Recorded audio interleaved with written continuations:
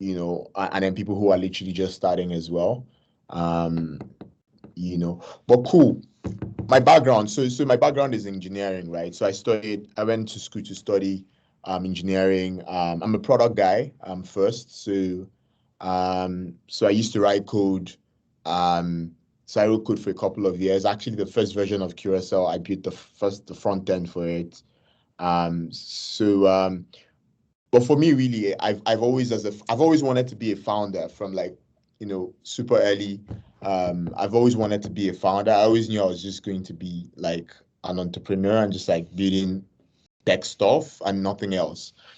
So it just sort of like built my path. So I knew the things, I picked up some of the key skills I needed early on in my journey. So right out of uni, I'd written this app, the first MTN Developer Challenge in 2011, 2012. I had won somewhere around $5,000 then. And it was a mobile app for education or something like that. And I invested that in the first co-working space in Enugu, Nigeria. Because back then in Enugu, I had a co-founder. We were doing a couple of startups then. So the first company we actually did was a computer-based test, CBT. We're competing then with a company called Pass.ng. Unfortunately, they lost the CEO, so I'm not quite sure where the company is. But back then, in 2012, so we did that. We won a bit of money. We invested that into like a first co-working space in Enugu, because Enugu had like 13 universities or 13 high institutions, about 3-4 universities. It's a very young, um, you know, ecosystem, but there was no tech. There was no tech since. I remember back then we came to Lagos. We met the co-founders of CC Hub. Went to Abuja. We met the co-founders of I think it was Passion Incubator or something like that. There was another one in Ibadan. So we just went through and met a couple of all those guys, and then we started this space. And then we did that. We did that for a few months, and um, we hosted a couple of events, Google developer groups. They used to work out of our space. All the events they used to run out of in Enugu was in our space. We had sales across universities. We hosted Adobe events and stuff like that. But in doing that, I also quickly realized, that, I needed to. My co-founder had left and joined Tennessee, which is one of the biggest tech companies in Southeast Nigeria, even in Nigeria on the enterprise space. So I was running the thing mostly. Had a few employees, and then I realized that I needed to understand how to run businesses better. Um, Startups were not, so 2012 it was like maybe the Jumia and Konga times, like super early then. And I went to MEST. I think this was like around 2013, 2014. I went to MEST, Meltwater Entrepreneurial School of Technology. Because MEST was one of the very first players when it comes to like startup incubation, training founders. So I went to MEST. And then out of MEST, right? So I started the Curacao brand, but it was a totally different company, had a different co-founder that ended up leaving. Um, so for me, those first few years of sort of like getting into the startup space, it was just a lot of learnings, right? It was a lot of learnings. I was young, so it wasn't, and I knew that this was what I wanted to really do. It was like long term. I wanted to just build companies, so it just helped. It helped me because one of the key things they would always say about like entrepreneurship is like that grit and that perseverance and that staying, right?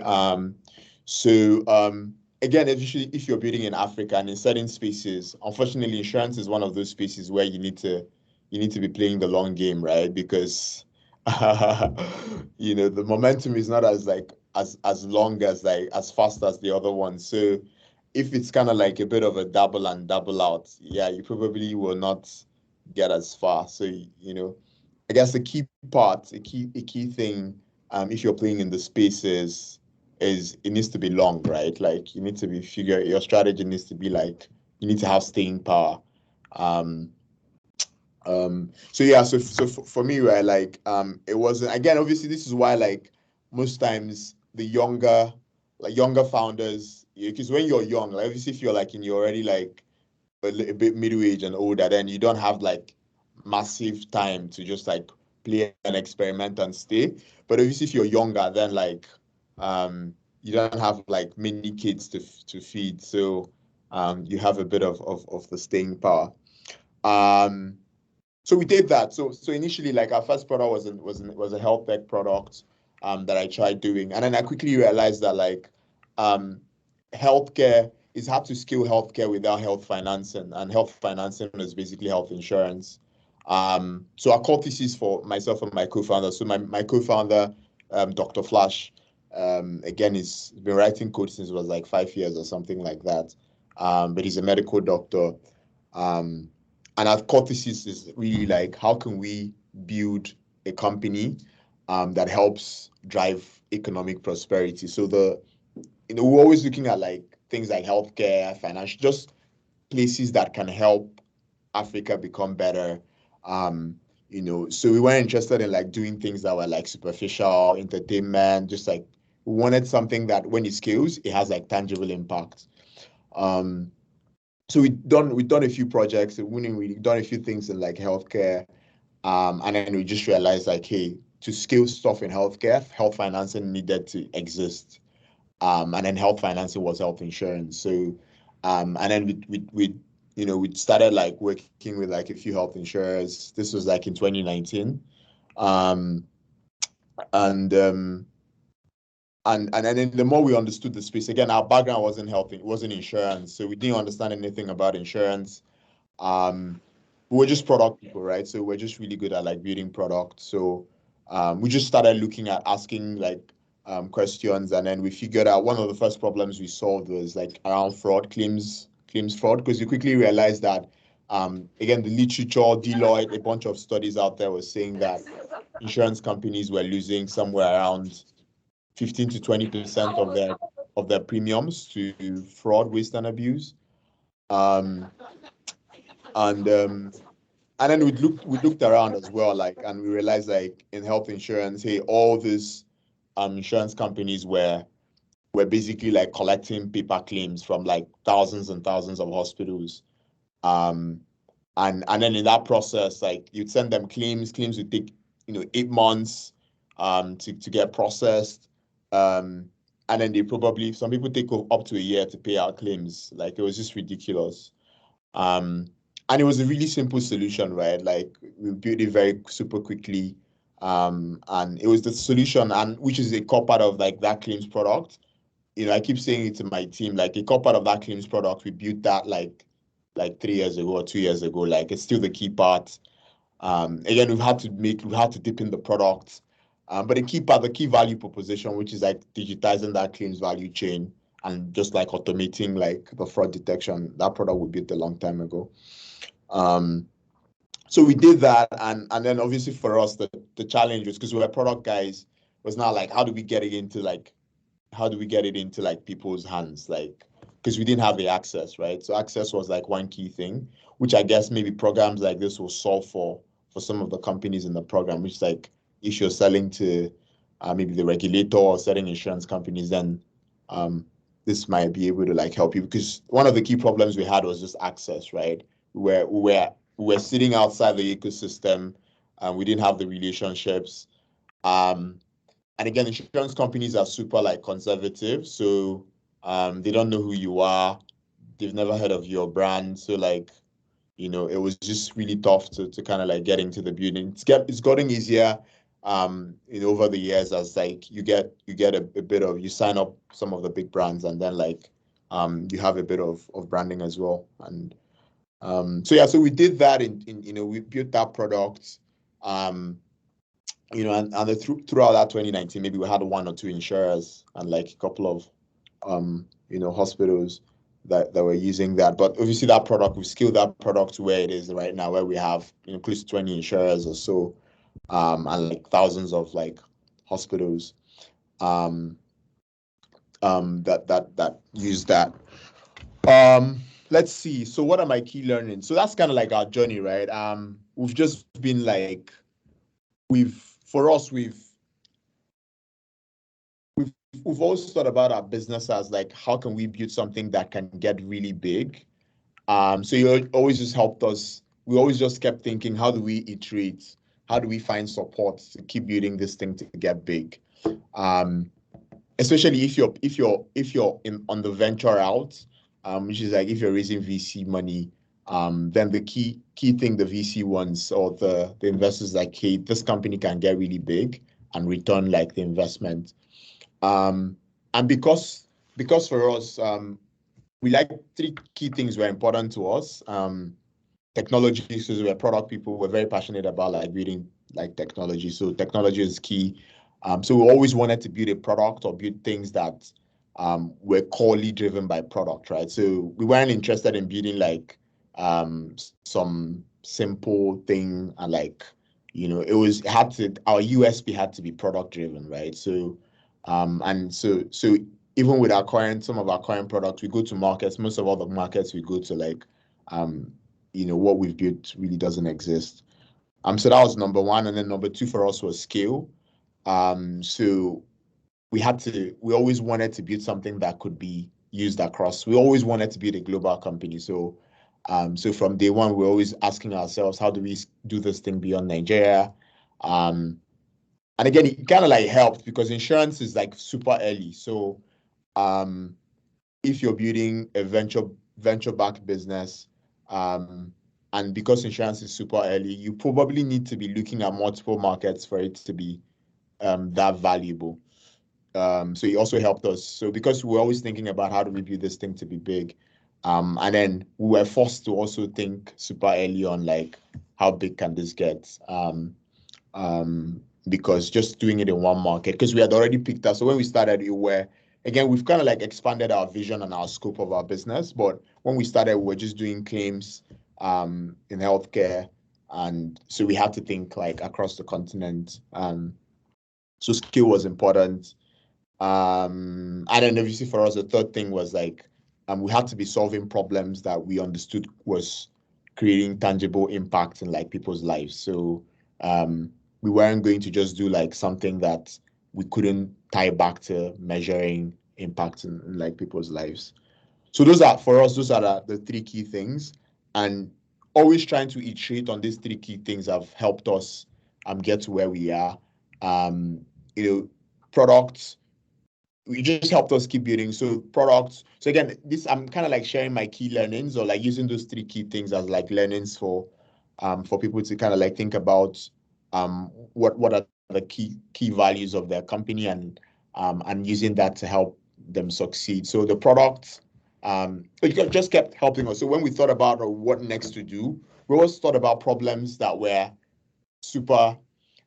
that easy, right? It was harder to build, and essentially gives you some sort of like a USP, and also makes it easier that when you're selling to, again, most of the people in the cohort, some are consumer facing, some are selling to businesses, but because we're also a B2B company, so our value propositions had to be things that we could, when we're talking to a business, there are not that many. Of course, there will be other people doing it, but there won't be that many people. It won't be like mass market in such a way that people will be like, oh, why should I use you? So that helped us. That really helped us because, like, you go to Kenya, we just signed like a very big insurer in Kenya. Like, when they look at the market, they really can't find like that many like alternatives to use. So it helps. So if you're obviously a technology company, I would, obviously my recommendation would be that you actually build like tech, right? Like you have like cool tech, or you have a strategy that includes, leveraging existing, but something that isn't isn't that super easy to copy. And then market, right? So yeah. Yeah. Before you go on, right, I wanted to ask, right, still on that point, and for many of the startups like in the cohort now, are listening now. I know some people are already in the market and doing this, large scale in some other markets, right? But from your experience and from, the work that you've done in Nigeria and in the other markets, building Curacao, right? if you are going to advise or you're going to say 2, 3 things that these startups would do, now that they are getting into this space, just looking back at your journey, what would you be advising them that you shouldn't do or do, now that they are getting into this space? I mean, thankfully, the regulator, the insurers are part of this program, right? So there's that engagement, right? So that is something that is a plus for this program. But then from building the product or building the company itself, what would be your advice to us? Yeah, no, it's again, that's a tough question, right? So it's because they're totally different businesses here, and it's a very tough question to answer. But I guess one of the things that helped us were like, again, the regulator is involved, but we're our business, especially our first few products, had nothing to do with the regulator, right? So,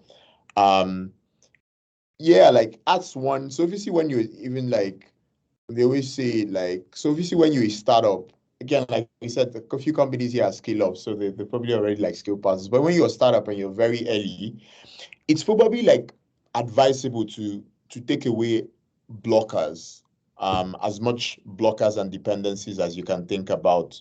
Um, Enterprise sales is one blocker. So you typically advise you, like I've been through a few programs, and one of the key things advice would be, can you start out with like a segment that isn't super enterprise? So most of our insurance partners probably took us a year. Some took us like closer to 2 years to sign, right? So the higher, the bigger the enterprise, the longer the sales cycle.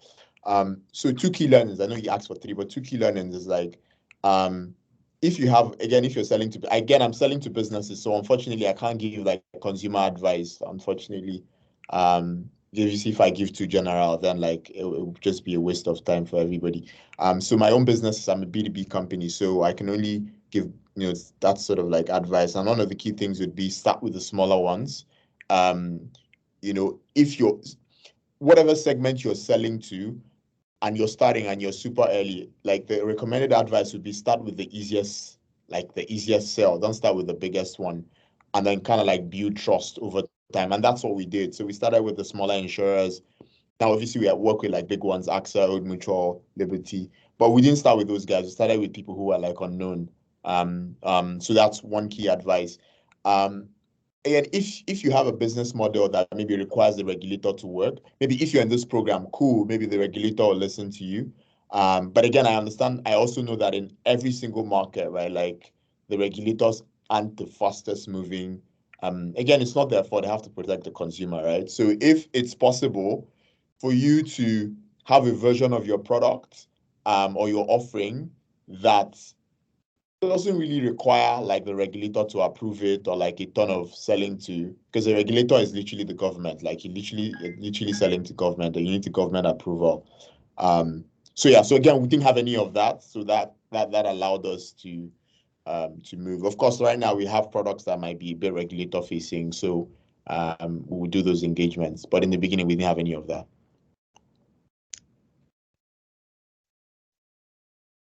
Okay, thank you. So there's a question here in the chat, and is asking if you can walk us through transitioning from having an MVP to going to market with emphasis on fundraising strategies. Yeah. So again, I guess maybe one of the key things to also mention, so we're a product-driven company, right? So most of the things we've built, we've built in, like they were maybe one of the first movers, like, and we're still doing this, right? So we're still like we're a seed stage company, like we're not that like further ahead, you know.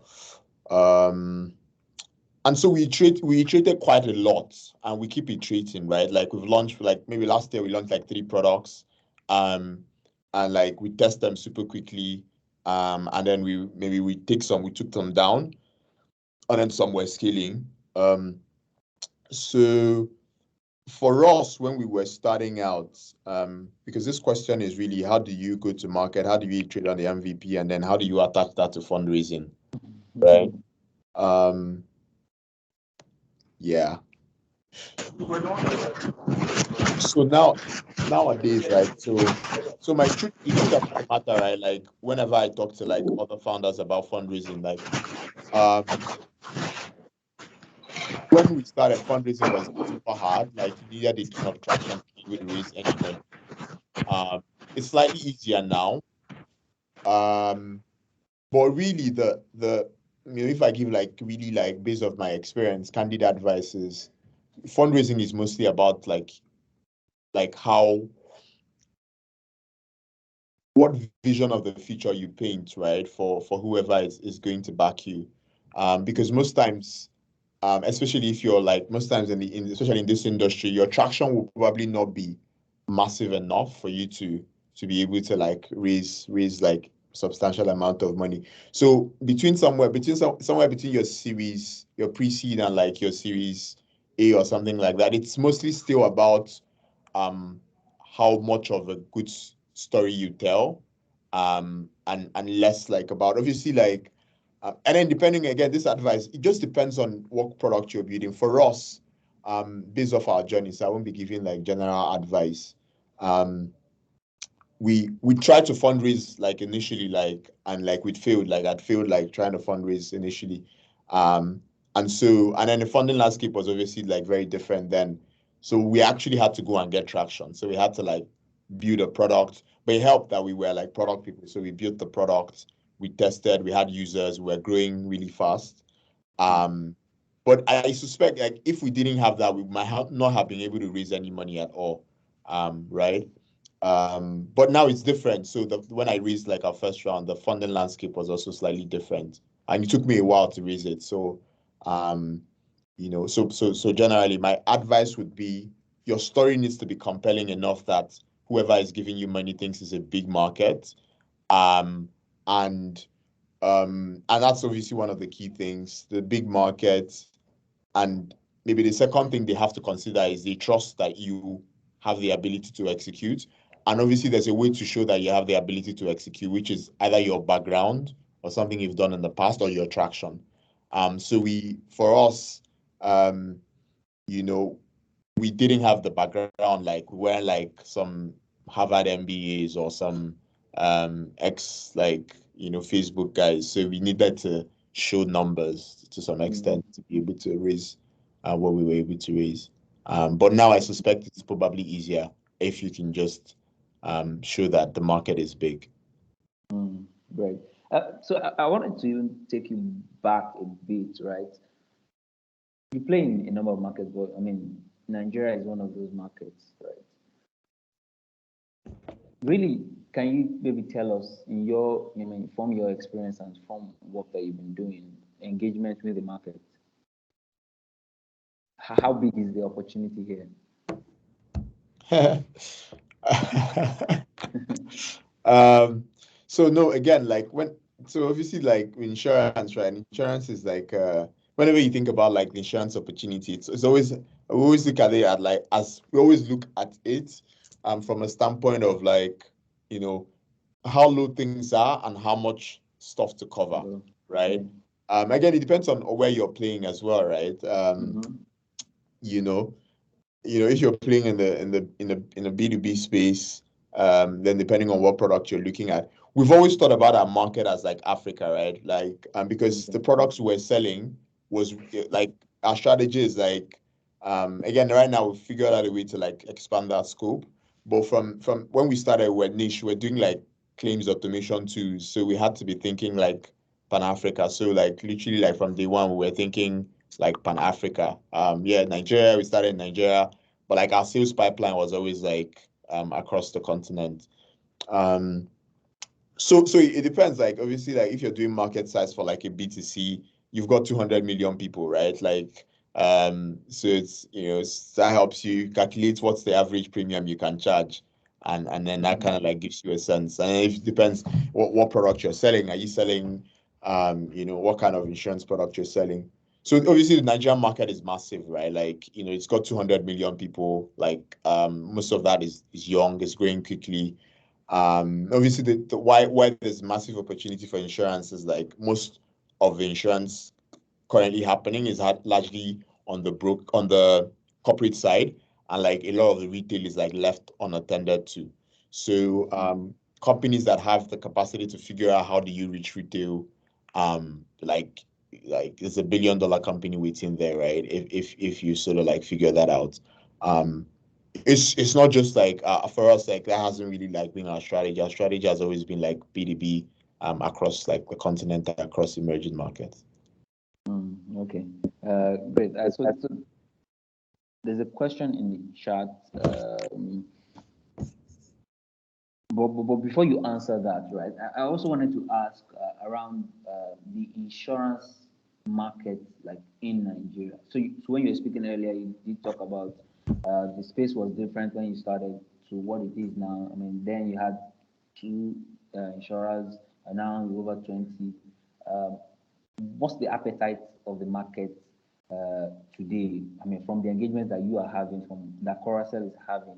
I mean, this is important because again, many of the guys in this, many of us on the cohort are engaging probably with the insurers, for the first time or early stage engagements, and also just looking at how receptive is this market even to some of these solutions. Yes, we need to digitize, we need to use technology innovation and things like that. But then, I mean, from your point of view, from the engagements that you are having, Curacao is having, what's the appetite in the market for innovation in this space? So again, obviously, like insurers are mostly like in every single market, right? Like in every single market, like insurers are not the fastest moving. Insurance is like it's risk management, is risk mitigation. So insurers are naturally risk averse and conservative. Compared to like some of the other industries, they will not be that fast. But I think that there had to be a bit of pushing, so we had to push. We're still pushing. But I think like COVID helped. Again, COVID helped every single industry across the world. So COVID basically helped everybody leapfrog, helped technology leapfrog by like years, probably close to a decade. So insurers I think from when we started to right now, we see like a lot more open-mindedness and willingness to adopt technology compared to a few years ago. Again, some of them saw what happened to them during COVID, where they were all sitting at home. They couldn't like access their systems. They couldn't access their data. They couldn't like, acquire customers the way they were used to. So it was sort of like shook them to some sort of awareness that, hey. So I think almost every insurer has like a digital strategy now to some extent. Yeah. But again, they're always the ones that are like ahead of the curve, even before COVID. So they're still like maybe ramping up. But I don't think that insurers are in a place now where they'll be like, no. Maybe the biggest problem would just be that because of the culture of like older companies, and so they will not be the fastest moving people. But I don't think the key thing would be no. It would just be like they're slower to move, slower to execute. And then for us, we had to become good at like managing them, like they worked with us. So again, these are like employees of like insurance companies. So we had to figure out a way to help them move faster than their organizations would typically move. Okay, yeah, thank you very much. Again, thank you, Marianne. So if you want to ask questions, you can either put it in the chat or you can raise your hand and you can ask the question. So there's a question here asking about, so it says, what are the 3 things early stage startups should prioritize? 3 things early stage startups should prioritize, especially in the insurance space or as an Insurtech, basically. What are the 3 things early stage companies? Yeah, I'm not sure if there's like, okay, is there any like, can you niche this question to insurance? Probably not. So again, because the audience has like different people across different stages, and maybe I'll just say what comes off the top of my mind. So obviously, if you're building a business, right, like key thing you want to do is like you're making sure like you're solving like a problem that people actually have, and you're not just like building a solution you think should exist, but that you're actually solving like a real problem, that actually exists. Um, obviously that means talking to your customers, and wise would say building something people actually want or making something people actually want. So yes, that would be number one, like actually like solve a problem that actually exists, and that people who have it, you validated it, you have a way of measuring that that's a real problem and that you're solving for people. That's a real one. And not just building, because sometimes you can just build, you think that something should exist in the world and then you go and build it. That happens as well. There are people that are like that. But most companies are probably not built like that. Most companies will be driven by a need and a problem. Um, Again, obviously, I don't know if everybody here is building a venture-backed business, but if you're building a venture-backed business, then you also need to make sure that whatever problem you're solving has a big market. Yeah, so that would be number two. So how big can you get? Like how big is the market? Um, I think those will be two things off the top of my head. I know you asked for three, but Yeah, things off the top but of yeah, my I head. think that's quite key. And I think when we were speaking earlier, you did mention that. I mean, when you're building, and one of the things for you guys was that you were you were telling your story, right? I think that's important, especially looking at the fact that you're an Insurtech or a startup. The name is not there, the recognition is not there, so you have to actually do the work in those early stages, right, and get the traction, which you can now go there out to tell and say, oh, hey, we are doing this, we're trying to build this, come and back us and stuff like that. So yeah, thank you very much. So there's a question here as well. It says, so you did mention about starting off with claims and then doing the pivot to other things that you are doing today. So the question is, how did you go about testing out the pivots before fully going with them? Yeah. So no, we haven't pivoted from claims. We still do claims. It's still a large part of our business. We just like expanded the scope of what we do and added other products. Um, so yeah, I have been you know,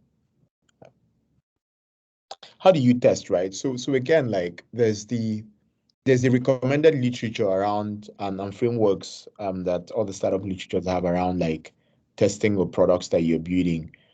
So for me, when my product development process is mostly around, first of all, starting with a customer development document, where you list out what's the problem you're solving, what's the person. Again, I guess maybe you guys might have this in your program as well, because most accelerators end up having like frameworks like this. So what's the problem you're solving? Which customer are you solving it for? What's the MVP? And how are you testing your core hypotheses in that MVP to kind of like figure out if it's working or if it's not working. Um, because sometimes, right, again, it happens, which is why like sometimes programs are valuable because programs put you on a short timeline and then you need to like validate certain assumptions and know exactly what exactly you're doing. Because without it, you would be less disciplined. So these frameworks help you be disciplined. So in terms of like pivoting, again, I've done this wrongly over the years as well, but I've gotten better at doing it, which is figuring out what exactly the hypothesis is. So if you're saying that um, you think that people will be able to, let me just use like some hypothetical scenario. You think that people will be able to trade their clothes for, their used clothes for credits for insurance, right? So that's a hypothesis, right? So you don't know if that's true, right? Like, maybe your product, you've said, hey, do you know what, like people that have insurance or people have clothes that they're not using? Do you if that means if you tell them to bring their clothes and instead of paying money, we can give them insurance, and then you go and build a solution, an app for people to like put their clothes. But there are key assumptions, right? So one of my good friends will call it mobs, right? Make or breaks. So there are key assumptions to that, which is first of all, somebody has to agree to do that. And you need to maybe for you to be able to know if you have a business, maybe you need to be able to get 20 people to do it in 2 days or in 3 days. And so yeah, so for us, really, like if you think about pivots and like how to know whether stuff is working, like we said, we've gotten better at doing this, and we're a product company, so we're always putting our products out there, testing it quickly and putting it down. So it's mostly just around making sure that you understand what problem you're trying to solve, who you're trying to solve it for, what the key hypothesis is, giving yourself a timeline for testing that out, and saying, if this works, we'll do this. If this doesn't work, we'll do this, right? So it just prevents you wasting your time and just like spending forever doing something that isn't working. Okay. Thank you very much. So, Temitope, I see you, but before you ask a question or your comment, so there's a question here as well. It says, what's the best go-to-market strategy across emerging markets if your goal is inclusion and you are a B2C? I don't know how much you can share with this, being that you are mainly B2B, B2B, B2B. But yeah, and if anybody in the house, I know two people in the house, perhaps maybe you can share a few thoughts as to how you've been able to do it in Kenya. Yeah, so but Henry. Yeah, no, it's probably not me. Like again, I don't like to BS, right? I don't like to say things that I don't understand. So I don't understand B2C. I haven't done a B2C business before, so I probably will not be able to answer that question effectively. Yes. Okay. Yeah. So Temitope, you can go. Yeah, can you hear me? Yes. Okay, good evening, Henry. This is Temitope. Congratulations once again on your YC entry. I mean, that was like, oof. So I've got two questions and one request. My very first question is, how are you able to identify and deal with potential investors who eventually turn out to be time wasters? That's my first question. Let's take it one after the other. Yeah. So Chairman, I still haven't seen API calls from you people though. So I still haven't seen any API calls. Don't worry, I'm talking to ADM. I'm talking to ADM. Okay, that's fine. Cool. It's tough, man. It's tough. It's tough. I think it's getting easier. But I've learned from experience because again, I tried fundraising. I tried the first time, it didn't work out, and I tried when it was harder. It's easier now. But how do you not? Again, it's easier now, but how do you know? Because I've had an investor, right? So I've had a case where, an investor, just kept wasting my time and then finally wanted to. It's tough. It's a tough question. Why I'm saying it's tough is there a way to know? I know. Obviously, being in YC right now, I know what the advice is. But I also know that advice doesn't always work for Africa. So, but it's tough. Like, there's no, how do you know somebody's wasting your time? The truth about the matter, some of the key mental models is if somebody wants to invest, they would invest very quickly. I've had an investor that took maybe 8 months to give me money. So it's a really tough question because there's really no way to know whether the person is wasting your time or not. Because sometimes the investor wants to give you money, they just don't have the money. Then like maybe they're just trying to get the money. So we've had investors that are just like, and we realized eventually they didn't have the money. One worked out, they ended up getting the money and giving to us, and one just like never got it to us. So it's case by case basis. I don't think I can give you a general advice on how do you right now, obviously being part of YC, like if an investor doesn't like want to write you a check super quickly, but again, it's also a demand thing, right? If you're a company where you have a lot of demands, then you should probably like, if somebody doesn't, it's very clear, you talk to them, are you writing or not? They tell you whether they're writing, they give you a timeline. If they don't write, you just like move on. But again, some of this advice is like privilege, right? Because like there's a lot of demand. But when you're raising, when like the market isn't like, there's not a ton of people who can actually give you money. There's really no way to know. It's kind of like figure it out. Yeah. Yeah, absolutely. Is that helpful? Absolutely.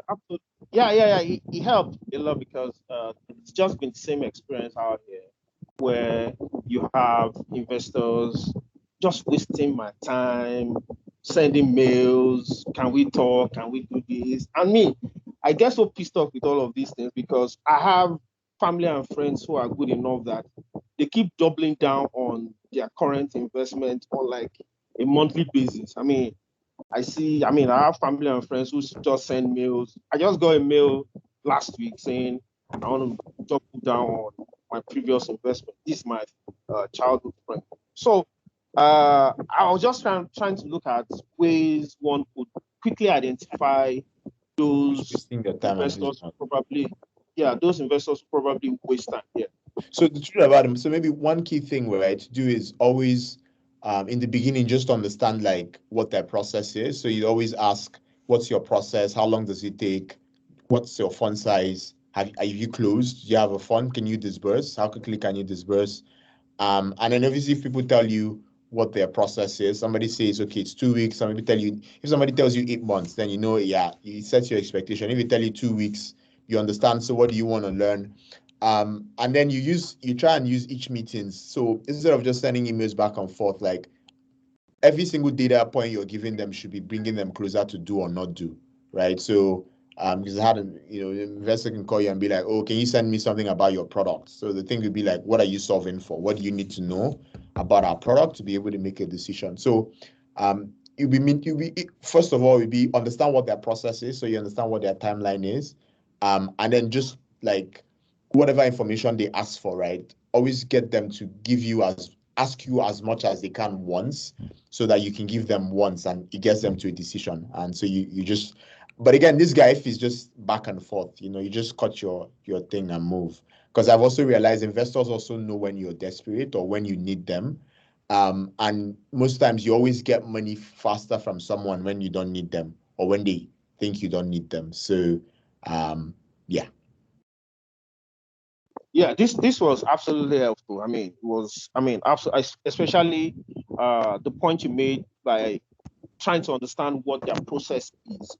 Going forward, I think I'm going to have to adopt that. So going quickly to my second question, I'd like to ask, can you share your journey into YC with us? Let's try to understand how you go into YC, because YC is where once you get into YC, you understand that, okay, one problem of your venture, which is fundraising, is solved. And wherever you're entering and someone is asking you, who are you? And you say, oh, pay you backed by YC. That alone is enough definition. So can you kindly run us through your journey into YC? Yeah. Yeah, no. So again, like so YC again, like most American investors, they're just solving for a couple of things. And most companies, like, to be honest, so again, we apply, this is the second time applying to YC, so we got in the second time. But a lot of companies apply like much more than twice. So YC wants to see, one of the key things they want to see is, first of all, you're trying to build something that can get really big. So again, back to the first point I was making about like storytelling and just like talking about what you're trying to do and the potential to get really big. So yes, that's key. I think that's like, again, like most American investors, they're really solving for upside. How big can you get? That's really the only thing that they're solving for.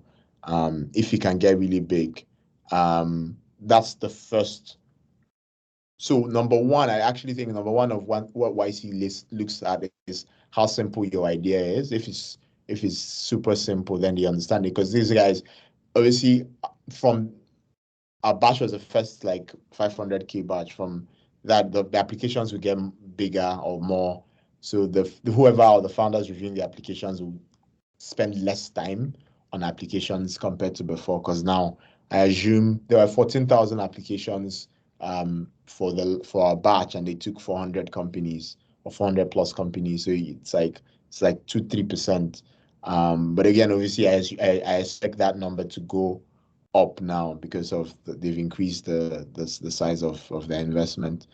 So first of all, it needs to be simple. So whatever you're saying needs to be ridiculously simple, because they don't have time. Maybe they have like 1 or 2 minutes to like look at your application. So it needs to be ridiculously simple to understand. And obviously a key component of your application is like how big it can get, right? Like that's the only thing American investors are looking for. Why is he just a regular American investor? Yeah, obviously there are other things that, obviously YC likes to back like product founders. So if the founders aren't product people, then like they need to have like a key product person in the company. So you can't be building like a technology company without like any of the co-founders being technology people. So that's one key thing, and they just want to see progress, right? So it's either like from your first issue, people who've applied and gotten in once, and maybe able to show like progress in the first application. But I've seen people who've applied like 6 times and they got in. So each application you just keep showing progress, they'll take you. Yeah. Thank you so much. That actually works. That actually was helpful. I mean, 14,000, then 400 people, 2 to 3% intake. That's crazy. So my third thing is Tobe, you can ask me personally. I think we have 2 minutes and I need to run. Okay. So I'm just gonna say this. Can you put in a recommendation for PayU, because we had our application sometimes in December, and December 25th exactly, to be specific, and we got a response from Y Combinator saying, "Thanks for applying for Y Combinator. We found your application promising, but we are about to start." That's a classic rejection letter, big man. Message me privately, yeah? It's fine. All right. That's fine. I'm going to do that. Thank you so much for your time, Henry. Take it easy. Dami, I need to run now. Is there any other questions? Okay. But I think like again, everybody, I'm available like to chat with anybody if you have like any more like questions. Again, Tobe, knows me, so you can reach me anytime, big man. You didn't need to wait for me to be here. So reach out, I can help. But yeah, any other questions? I head out. Yeah, I mean, this has been really, really interesting, and thank you very much for all that you shared. We're happy to hear that we can always reach you. We definitely continue to have the conversation. And one thing about the program is everybody is learning from everybody. There are companies at different levels of their journey in the program. So we're learning from each other, learning from Henry, learning from ourselves. So it's been really great having you and speaking with you. And as questions come up, I'm sure that we'll be able to reach out, and Emma will be able to facilitate any those connections. So thank you. I know that you have to run now. So thank you very, very much.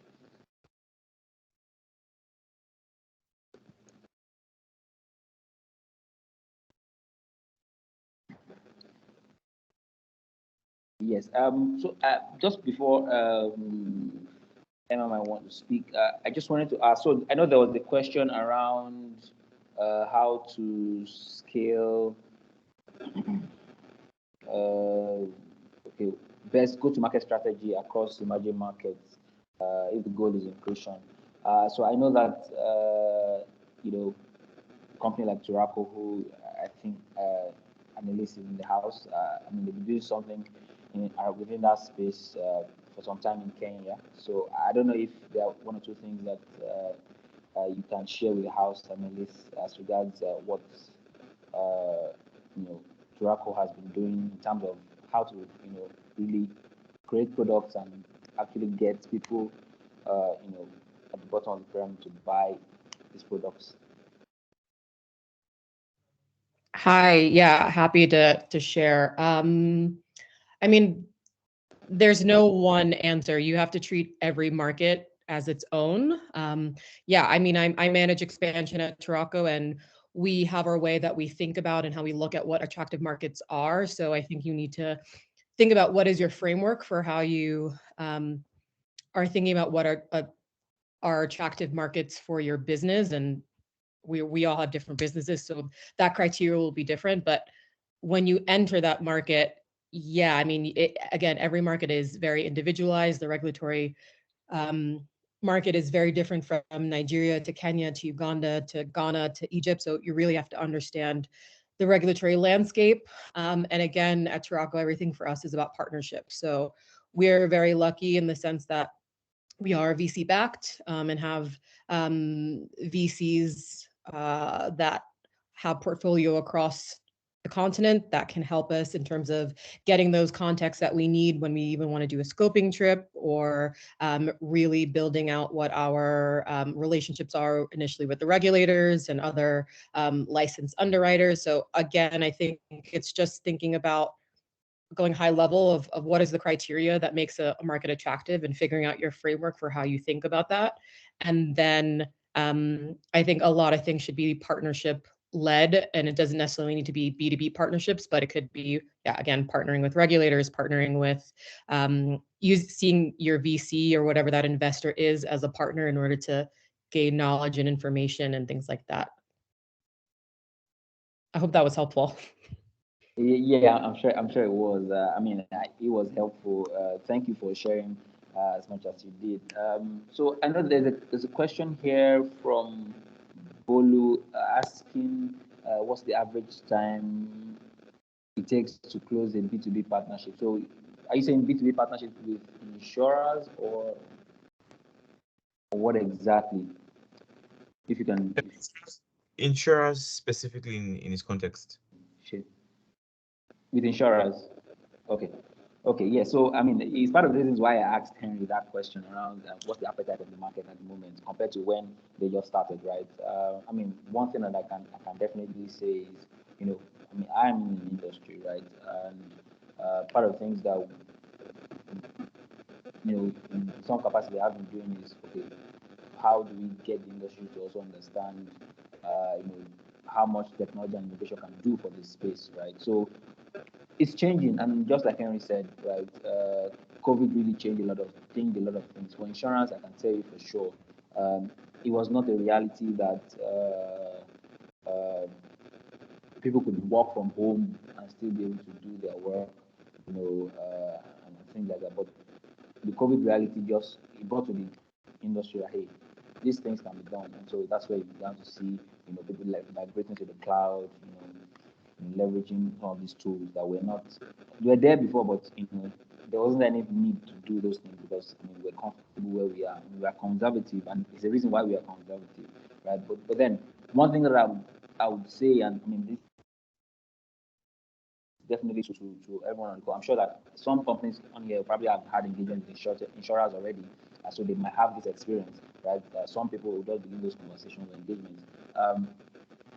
Insurers are, you know, naturally conservative. So what I want to say is, don't get your hopes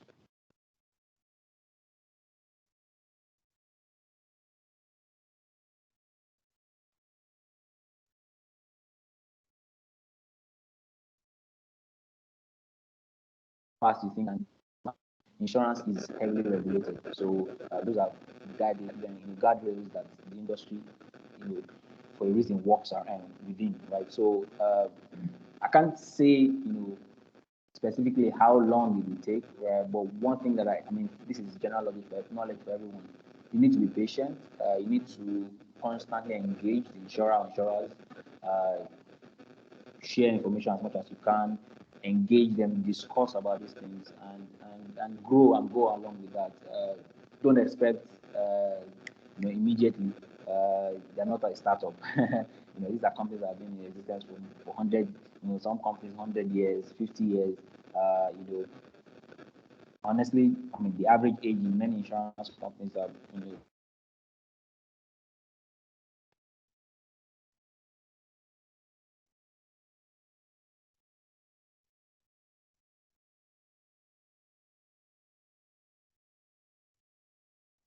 right. So it drags for longer than you expect. So yeah, that's what I'll say. I can't use specifically as well. This is how long it will take, but then I think that it's important.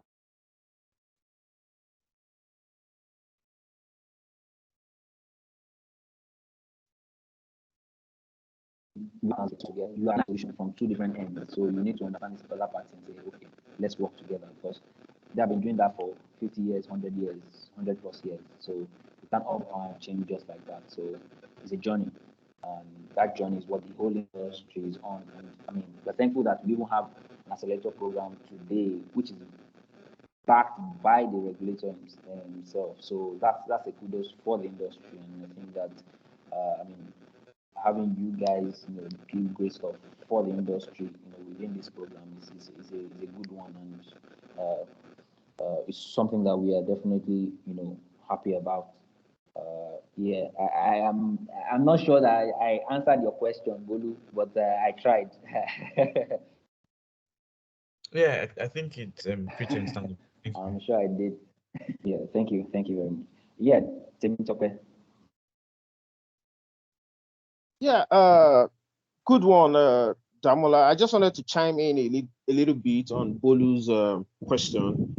So, I mean, obviously, I mean, I'm talking from my own experience, my engagement with the underwriting partner that we're currently dealing with. Depends on I mean, the product you're building and what kind of partnership you're looking at with your underwriter. Take, for example, what we're building at PU. We actually have engaged our underwriting partner since 2019.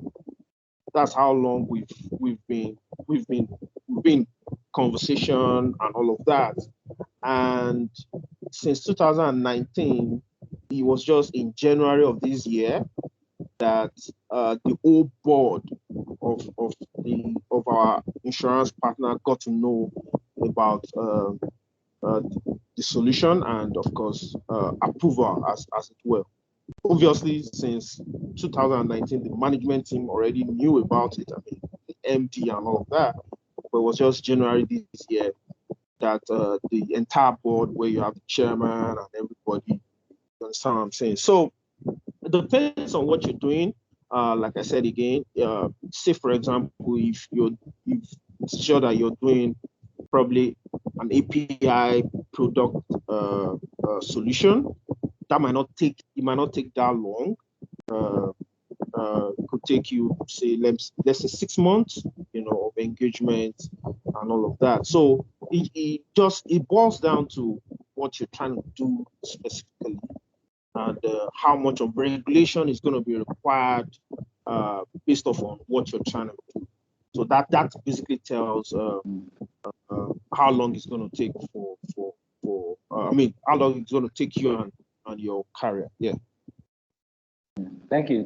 I mean, and again, just, I mean, for everyone as well, you don't need to bother yourself too much about it. A beautiful thing again about the program is insurers are going to be part of the program, right? So you actually have direct access to these guys. So you're building here, you have direct access to say, this is what I'm doing. How can we, what's happening in the market? How does this work for it? And stuff like that. So, that's the beautiful thing about this program. The regulator is part of it.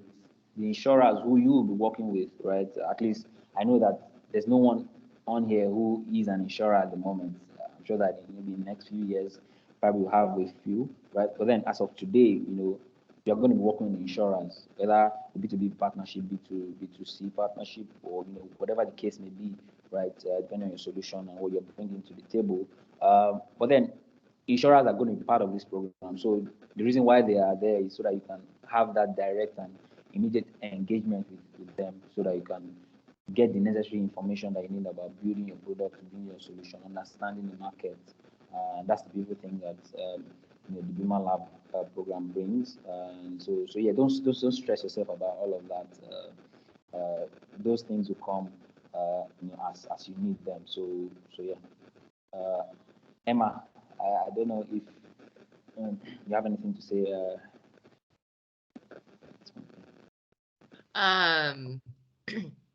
as much as, well, I've dealt with lots of different funding situations,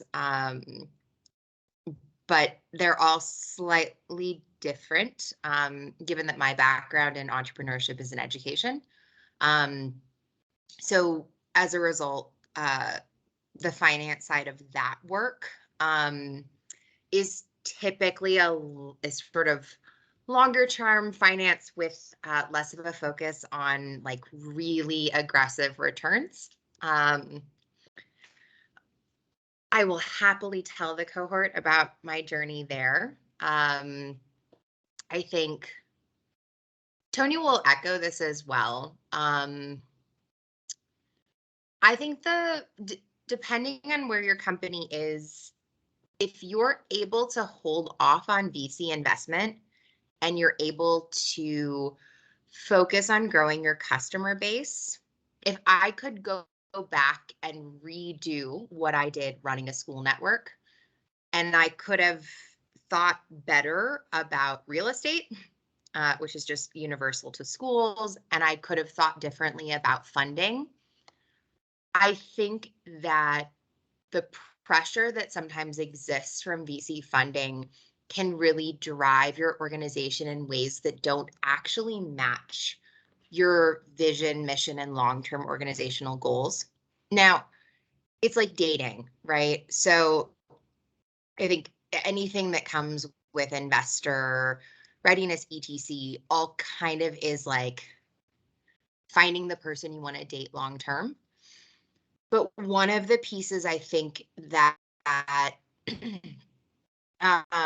is really important as you think about the funding side of things is so often the focus is about getting that really, really big money to solve things. But if you really think about like a sustainable business is about your ability to get customers.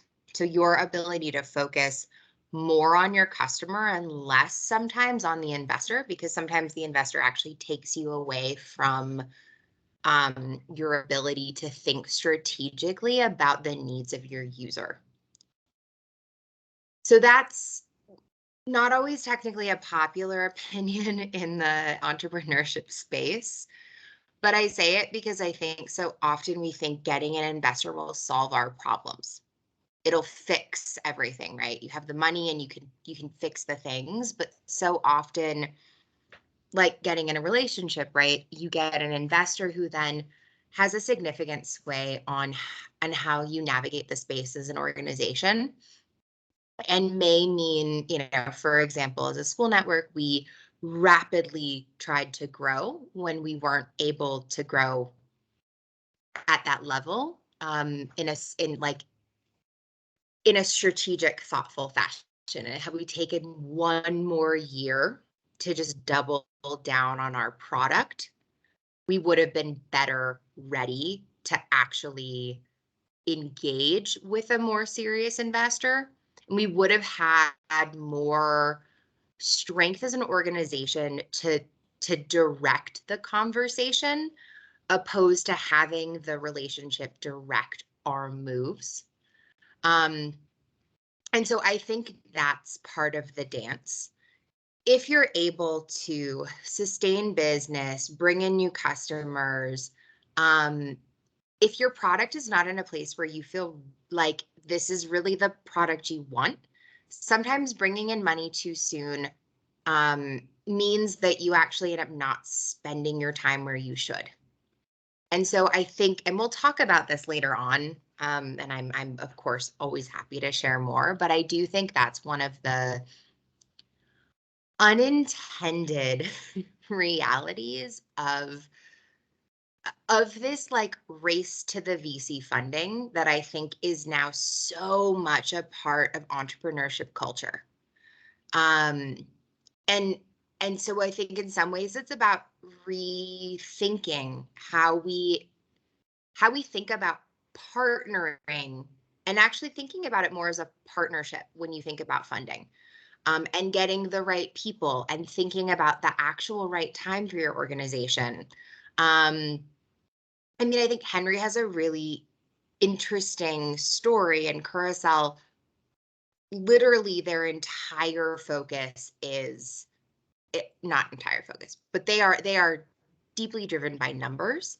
And so they're really thinking about how do we access the right kind of funding? How do we think about like what will enable us to grow?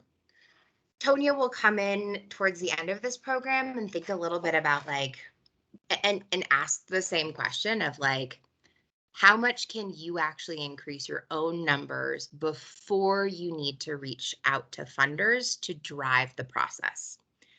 Can you think strategically about other options like grants or other things that allow you to hire the right people so that you can then actually get to your customer base? Because sometimes it can be very, in the grand scheme, small amounts of money that help you to do the work to go from, if you look at Modashare in Kenya, they started the program with about 3,000 boda riders in Nairobi, outer Nairobi. And they basically doubled that within 2 months of the program. And I think they're pretty close to tripling that. What they did is they ended up making their focus on strategic partnerships. And while funding is still meaningful to them, they actually have thought about going through different partners like petrol providers in order to reach their numbers. And so they're taking a really different way to get to their end user that's not driven by needing a VC funder or significant grants. Not that they don't need money, we all need money, right? But I think that it pushes the how we think creatively and strategically about making impact. And sometimes the strategic move is actually on the partnership side instead of funders. So I don't know how much that was dug into. Sorry, I had to pause and mom for a minute. But I do think that that partnership element is a critical piece for everyone in this room to think about as it relates to how you think about getting to your user, increasing impact and penetration of the product you're providing. Damola, if I went entirely off track, you can rein me back in now. I mean, I think that was helpful. Was really helpful. So I don't know. Is there anyone that probably wants to share some thoughts about anything we had learned today? Maybe you have a different perspective. I know that there are a number of people in the house who have some experience, within the fintech space and that. So I mean, one of the things that has been clear, even from the launch when Joel talked about his experiences. Everybody was learning from each other, right? And that's the beauty about it. So I mean, we want to learn from everyone. Turako is in the house. I mean, they're doing amazing stuff in Kenya, right? And they're in Nigerian space, so we can definitely learn, adapt some things. And I mean, well, maybe you say your competition, but then I know someone who prepares to call it co-opetition, right? So because at the end of the day, the market is huge, right? So how are we working together to grow the space and yeah? So Bolu, yeah. Yeah, so I just wanted to quickly add to the funding conversation and just share what I quickly learned in the funding process. And I think one interesting thing I learned was intros are very critical. Sorry. What company? GAMP, GMP. Yeah. So Yeah, I quickly learned that intros are really critical to closing rounds very quickly. Intros from friends, from friends of friends. In fact, at some point, I just stopped emailing people and just started reaching out to people that can you introduce me to someone you think would be interested in what we are doing. So what I'll just do is I just have like a 2-liner, it's like a blog, and then I would send it to them and I said, can you please send it to this person? That was one thing that I was doing. Another thing I was also doing was I had this Excel sheet with list of people I wanted to meet. and then I would send it to them and tell them that, who do you know on this list? This is Blob. This is the link to our deck. Can you do an intro for us? And then it changed a lot of things very quickly, like very, very quickly. Yeah, I just thought to share that. Yeah, well, I think that's so important. And one of the things, we'll dig into this a little bit more as we do some of the research behind how we get people to actually adopt insurance, but trust plays a huge role in getting people to adopt insurance. It's the same on the funder side. When you cold reach out to anyone, right? Think about sales. If somebody cold reaches out to you and they don't have a point of connection to you, it's very hard for you to trust the product or have any interest in what they're providing. When you're able to transition and have a softer or a warm introduction, you're already developing a layer of trust between you and ideally the funder or the partner. And so one of the things, I do this with younger people looking for their first job, is basically going through your network and finding your connectors. So identifying who is one point of contact away from someone you're interested in, right? And Bolu, I think having the list to say, this is everyone I want to talk to. And then you go through your LinkedIn, you go through your WhatsApp, you go through your phone, right? And you say, who is one point away? Because a cold outreach typically doesn't have results, right? Those emails go unread, you chase someone. But the difference when it's someone you know vouching for you and you give them the language, like you said, to do it, it makes a tremendous difference. And that's also partially why programs like BimaLab, because we can be a connector that proves trust in your product, really helps to bridge the gap, particularly as you think about partnerships and other elements. Yeah. Sorry, Tematope, I jumped in. No. That was helpful. So I basically wanted to also add to what you said about we focusing on our product. I mean, our customers are basically the best of our investor. I mean, if your customers can buy your product, that's more than enough investment for you. So I just wanted to share our own experience. Maybe it could help someone out here. So when we started building, we needed funds. Okay, so at a point, we ran out of the funds we were able to raise, the founders. So we started reaching out to, to angel investors, VCs, so that we can build our product itself. So VCs started coming in and they were like, oh, how do you know people will use this thing? It doesn't exist anywhere. We're not sure it's going to be useful, blah, blah, and all of that. I said, okay, no problem. So we went on to raise funds internally amongst the founders, and we built the solution. So what we now went ahead to do was, okay, so let's even actually see if people will use this solution, yeah? Fine, we've not launched, yeah? We now sent, of the people we had on our waiting list, we now sent to people to just try out and see what the solution looks like. And we're looking at, okay, so maybe 100 people would fund the wallet in their mobile app. So we're looking at 7 days to test this. And if the 4th day, we had 328 people putting in money in their wallet. We had to shut it down because it wasn't live yet, because obviously the solution needs regulatory approval.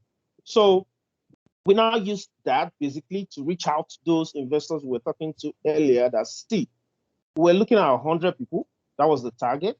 And we got, out of those we have on our wait list, we got 328 people who had paid real money here exactly is the money, because obviously we can't do anything with that money at the moment until so they started coming up with their timesheets and all of that, and of course we now had the problem now to start looking at, we won't take this time, we won't take that time, and all of that. So I think what Emma said, it's quite on point.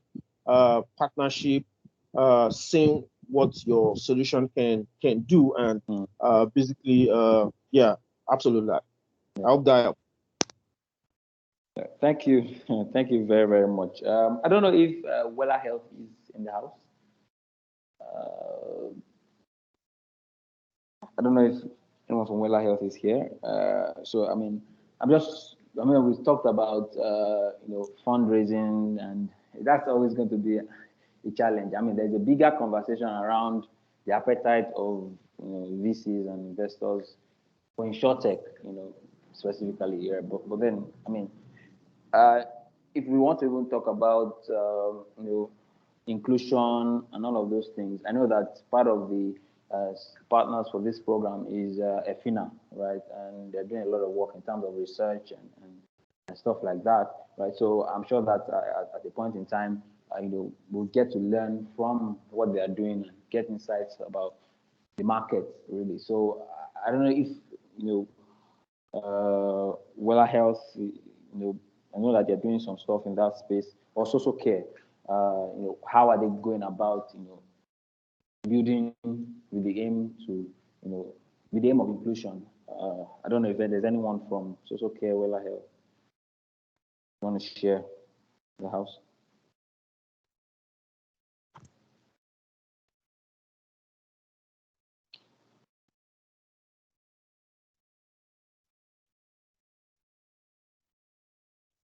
Okay. Okay. All right. But finally, like, just in terms of, this, the growth, of Insurtech, within the space. I know I do see, Paddy Cover also in the house. Do you have anything you can, talk to us around? I know that you guys are more closer to, some of the core engagements around fintech proper, and some of the guys who are playing within that space. What's the appetite, around Insurtech, or insurance generally within that space, and what kind of opportunities are you also seeing? You don't have to share as much as you can, but just as much as you can in terms of what the opportunities that you are seeing. What's the fintech space saying about insurance generally? Fintech and Insurtech are pretty close by. The only thing here is that you're selling insurance, so insurance is the bit there. And for insurance, as I tell everyone, we are competing against the largest insurer in the whole, in the whole of Africa, Blood of Jesus Incorporated. So it's very hard most of the time. So change management and how do I put it, customer education usually is what we battle with first. But we have some unique approaches to distribution and we have some unique approaches to distribution, that we're working on. Yes. Okay, yeah, thank you. It's very, very true. The thing that we battle most with is the blood of Jesus. That's the number one insurer, right? So there's still opportunity for the space to grow, and that's why this program is on. And it's been a pleasure, speaking to every one of us and sharing as much as we did. Henry was really helpful. Emma, thank you very much. Over to you now. Thank you. Thank you, Damola, for jumping in. I think, I'm, as some of you who joined early, Henry is actually at an Insurtech conference in Europe, and I can't remember which one it's at, but it's Insurtech Insights. That one. Yes. In London. So I think he's, I think he mentioned 3,000 plus individuals in this space. So it was great that he was able to jump in and take the time. I think for the cohort here, as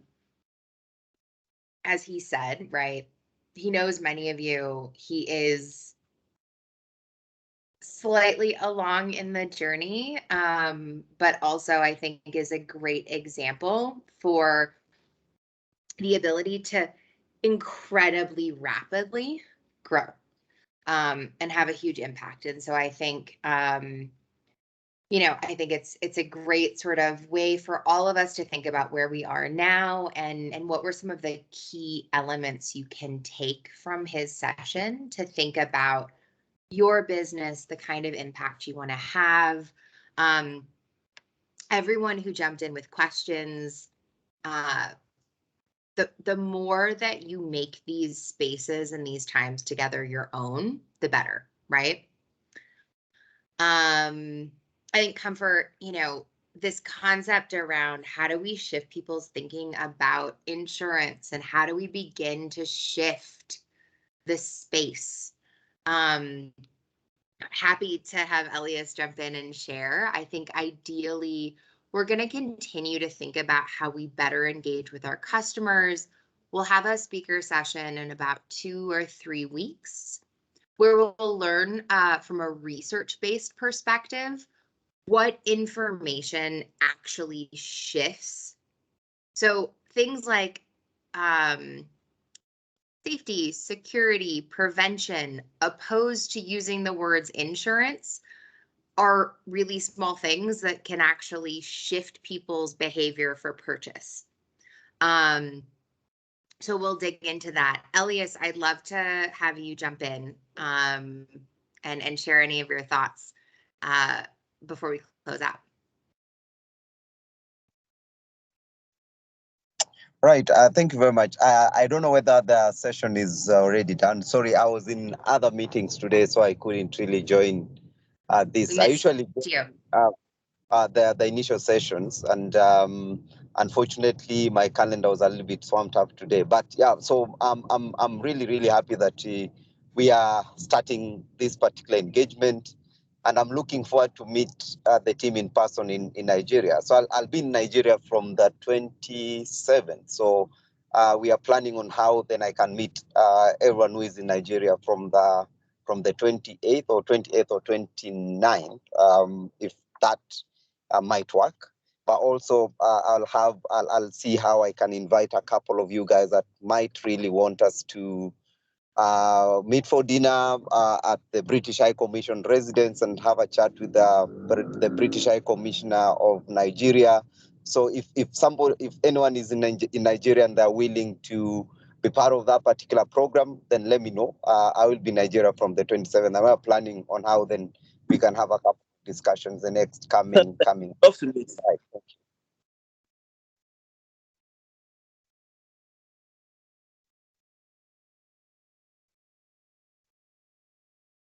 Maybe Back you could to share Emma. the WhatsApp. Elias, I'll add that statement to our WhatsApp channel, and then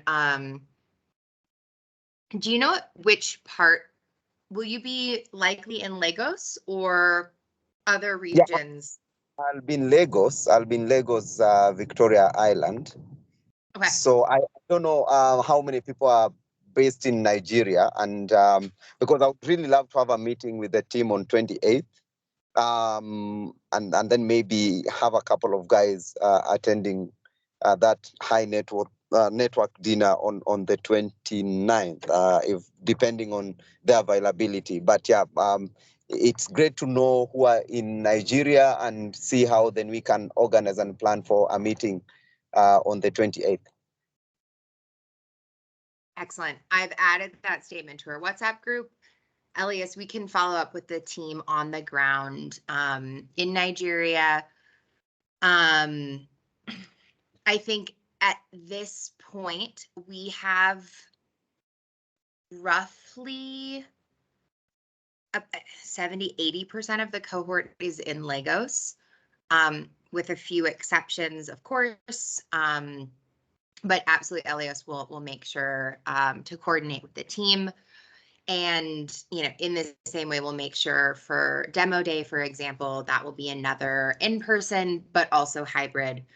And as much as possible, we will work when Elias is in Lagos to provide, for those of you who can't be in person, a way for you to still engage. So, you know, we all know we're living in a, well, apparently no longer in a COVID world because we're not wearing masks, but in a space where we're not all in the same place. So we'll do our best to manage that. Elias, it's wonderful to have you here. We were joined by Henry Mascott from Curacao today to dig into his journey and his biggest takeaways. And then we dug a little into finance because, you know, money talks. I, again, want to just hugely shout out this group for your willingness to jump in and share thoughts, feedback, insights, to share your experience with one another. This is going to be a huge part of our ability to learn and work together. So this week, we will not be meeting for our entrepreneurship session, since we've already had 2 engagements this week. What I'll ask for all of you is to please take time to work on your lean canvas so that the delivery team is able to get better insight into the product that you're developing. It'll also help us to look around how you're thinking about revenue, elements like that. Comfort, if you can drop your anyone who's on this call in the cohort who's not on our WhatsApp channel, don't worry. Just drop your number in the chat and we'll make sure that you get added. You can also feel free to email me if you do need, email me, Marianne, anyone else. If you also want to be added to that. And then for those of you who are already in the chat, if you would like teammates to be added to your WhatsApp channel. So let's say your co-founder isn't there, just drop that into the to the WhatsApp channel as well, and we'll make sure that they get added. So those are just general housekeeping elements. I'm trying to think if there's anything else. It's almost 9 o'clock in Nairobi, so my brain stops working. But I think those are the big things that I wanted to share with this team. Next week, oh, sorry, 2 last ones.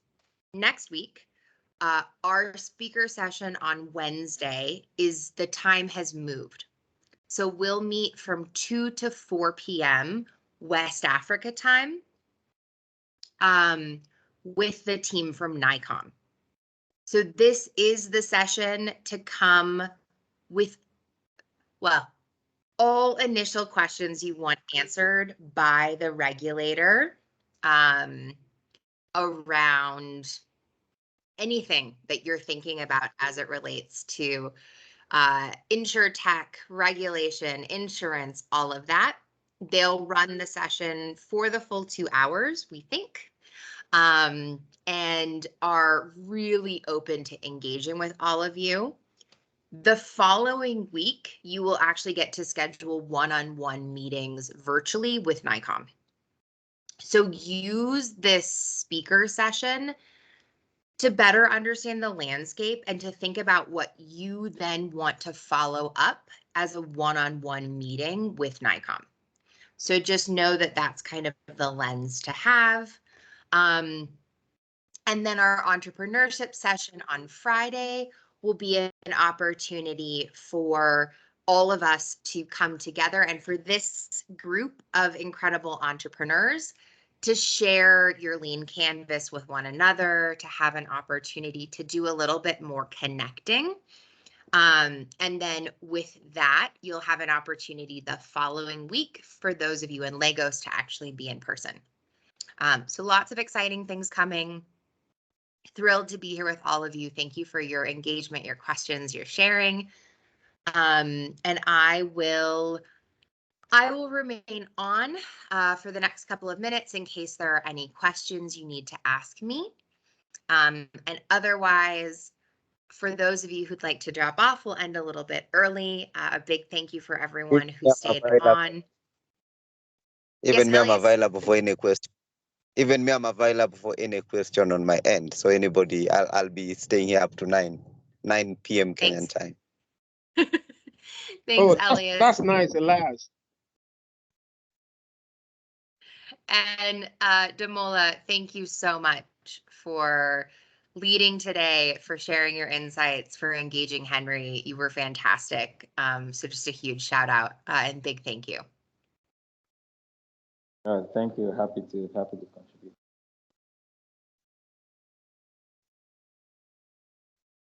Oops.